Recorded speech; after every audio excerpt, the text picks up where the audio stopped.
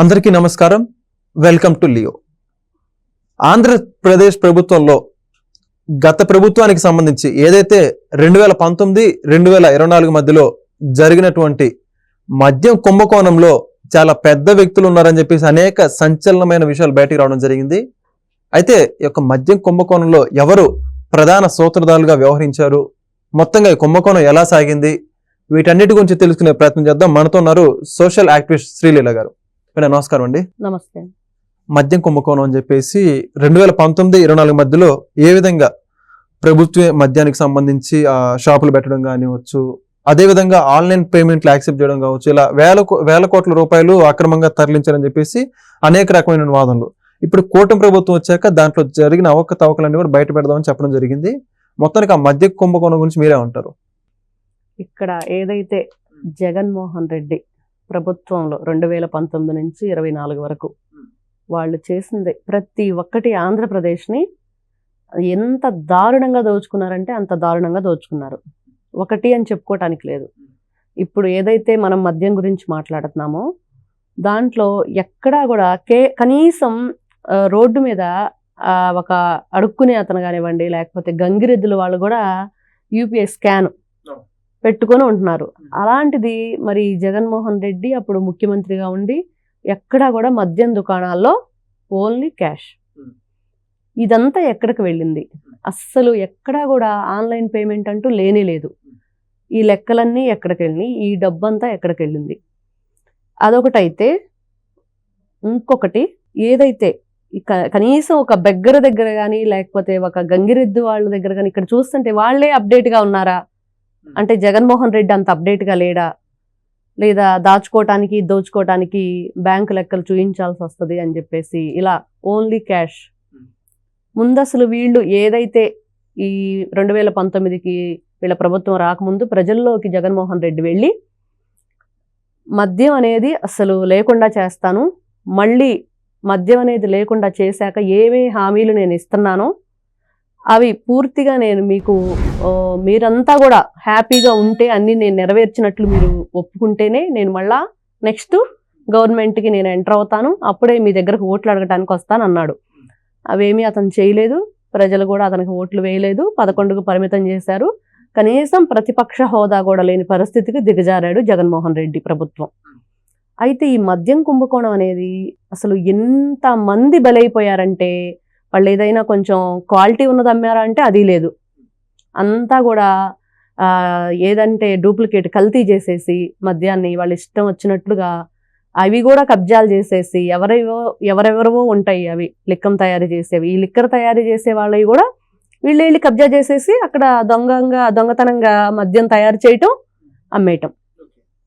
అది తాగిన వాళ్ళ పరిస్థితి, హెల్త్ మనం ఎన్నో వీడియోలు చూసాం. కొంతమంది సినీ ప్రముఖులు, డాన్సర్లు కానివ్వండి, కొరియోగ్రాఫర్లు కూడా కొంతమంది ఈ మద్యం తాగటం వల్లే, ఈ బీర్లు తాగటం వల్లే, ఇవన్నీ తాగటం వల్లే మేము మా హెల్త్ పాడైపోయింది, ఈరోజు ఇలా చాలా ఇబ్బందికి గురవుతున్నాం అని చెప్పిన సందర్భాలు చాలా ఉన్నాయి. ఏదైనా సరే ఇప్పుడు ఈ మద్యం కుంభకోణంలో మెయిన్ పాత్ర కనిపిస్తుంది ఎవరైతే భూ కబ్జాదారుడు, అసలు భూ కుంభకోణానికి ఓ పెద్దిరెడ్డి బకాసురుడు, భూ బకాసురుడు అని చెప్పుకుంటున్నాము. ఈ పెద్దిరెడ్డి కుమారుడు ఎవరైతే ప్రజెంట్ ఇప్పుడు ఎంపీగా ఉండి మిథున్ రెడ్డి అనే అతను ఉన్నాడో అతను దీంట్లో మెయిన్ కీలక పాత్ర పోషించాడు మద్యం కుంభకోణంలో. అసలు వీళ్ళు ఏ విధంగా రాష్ట్రాన్ని ఇప్పుడు జగన్మోహన్ రెడ్డి అంటున్నాడు, వాళ్ళ ఎవరైతే వైఎస్ఆర్సీపీ చెందిన వాళ్ళు ఉన్నారో వాళ్ళందరి చేత ప్రెస్ మీట్లు పెట్టించి రోజా, అంబటి, నాని వీళ్ళంతా మాట్లాడుతున్నారు. ఎందుకు మాట్లాడుతున్నారు? అసలు వాళ్ళు కనీసం ఎవరైతే వాళ్ళ గవర్నమెంట్ నడిచిందో ఆ టైంలో రోడ్లు పరిస్థితి బాగలేదు అని మా నియోజకవర్గంలో అడుగుతున్నారంటే, అయితే పెన్షన్లు ఆపేయమంటారా? ఏదో ఒకటి మీకు ఇచ్చేది హామీలు మేము నెరవేరుస్తున్నాం కాబట్టి మేము రోడ్లు వేయము. మేము రోడ్లు వేయాలంటే మీకు ఇప్పుడు పెన్షన్లు ఆపేస్తే మీకు రోడ్లు వేస్తాం.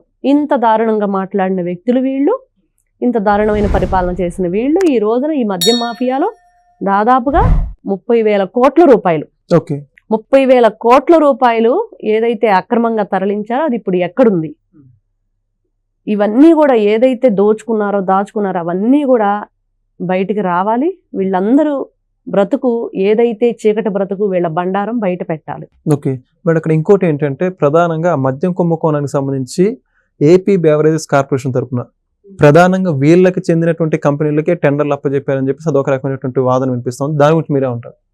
ఎవరైతే ఐటీ శాఖకి అప్పట్లో ఇన్ఛార్జిగా పనిచేసిన కసిరెడ్డి రాజ్ కుమార్ అని అతను ఏదైతే దీనికి కీలక పాత్ర పోషించాడు, అతన్ని ముందు పెట్టి అతను ఎంత లంచం తీసుకున్నాడు, నెలకి ప్రతి నెల ఇంత అనేది ఒక లంచం తీసుకొని 400 కోట్లు తీసుకున్నాడా, 300 కోట్లు తీసుకున్నాడా, కొన్ని వేల కోట్ల రూపాయలని అతను దాచుకొని ఈ మద్యం మాఫియా అనే దాంట్లో బయటికి రాకుండా వీళ్ళు చేసే అక్రమాలు అన్యాయాలు పూర్తిగా కూడా దాన్ని ఎటువైపు కూడా మొత్తం జగన్మోహన్ రెడ్డి హ్యాండ్ ఓవర్ చేస్తున్నాడా, మిథున్ రెడ్డి హ్యాండ్ ఓవర్ చేస్తున్నారా, పెద్దిరెడ్డి హ్యాండ్ ఓవర్ చేస్తున్నారా, వీళ్ళంతా లేకపోతే ఈ కసిరెడ్డి రాజ్ కుమార్ అనే అతను తీసుకున్నాడా, ఎవరు ఈ విధంగా రాష్ట్రాన్ని దోచుకున్నారు?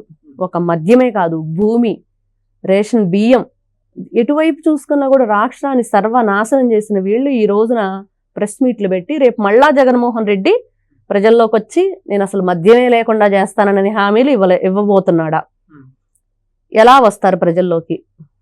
ఏ విధంగా వస్తారు? ఈ రోజున కూటమి ప్రభుత్వాన్ని ఏదైతే వీళ్ళు ప్రశ్నిస్తున్నారో, వీళ్ళు ప్రశ్నించే ముందు వీళ్ళ ప్రభుత్వంలో ఏవైతే అక్రమాలు, అన్యాయాలు, దోపిడీలు, దందాలు, ఈ విధంగా ఎంతమంది చావుకు కారణమయ్యారు ఈ కల్తీ మద్యం వల్ల, ఇవన్నీ ముందు చెప్పి వీటికి వీళ్ళు ఏదైతే వివరణ ఇస్తారో ఆ వివరణ ఇచ్చి తర్వాత ప్రెస్ మీట్ పెట్టి కూటమి ప్రభుత్వాన్ని ఏ విధంగా వీళ్ళు ప్రశ్నించాలనుకుంటున్నారో ప్రశ్నిస్తే బాగుండనేది నా అభిప్రాయం. ఓకే, అయితే మొత్తానికి మద్యం కుంభకోణంలో ఈ యొక్క ఆన్లైన్ పేమెంట్లు వీటన్నిటికి మినహాయిస్తే కల్తీ మద్యాన్ని భారీ ఎత్తున ప్రోత్సహించాలని చెప్పేసి కూడా చెబుతున్నారు.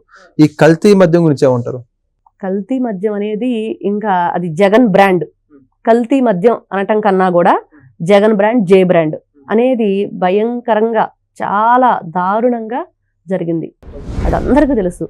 అది ఒక ఇండియాలోనే కాదు ప్రపంచవ్యాప్తంగా కూడా అందరూ ఇక్కడ ఉన్న ఏదైతే గంజాయి ఇవన్నీ కూడా ప్రతి ఒక్కటి మాదక ద్రవ్యాలు, పోర్ట్లు కబ్జాలు చేస్తున్నారు. దాంట్లో నుంచి వీళ్ళు ఏదైతే ఈ పోర్టుకు సంబంధించింది, ఈ మద్యానికి సంబంధించిన మాఫియా కానివ్వండి, ఈ లిక్కర్కి వీళ్ళు ఏదైతే దొంగతనంగా అక్రమంగా తరలించడానికి కానివ్వండి, గంజాయి, వీటన్నిటికి కూడా వీళ్ళు ఏ విధంగా చెప్పుకోవాలో అర్థం కాని పరిస్థితిగా రాష్ట్రాన్ని చల్లా చెదురు చేసేసి యువతని ముఖ్యంగా మద్యానికి బానిసలను చేసి వీళ్ళు మీటింగులు పెడితే మద్యం సీసాలు ఇచ్చేసి వీళ్ళకి యువతని విపరీతంగా గంజాయికి బానిసం చేసి వాళ్ళని తీసుకెళ్లి వాళ్ళ మీటింగుల్లో యువతని సర్వనాశనం చేశారు. రాష్ట్రాన్ని అసలు చీకటిలోకి నెట్టేశారు వీళ్ళు.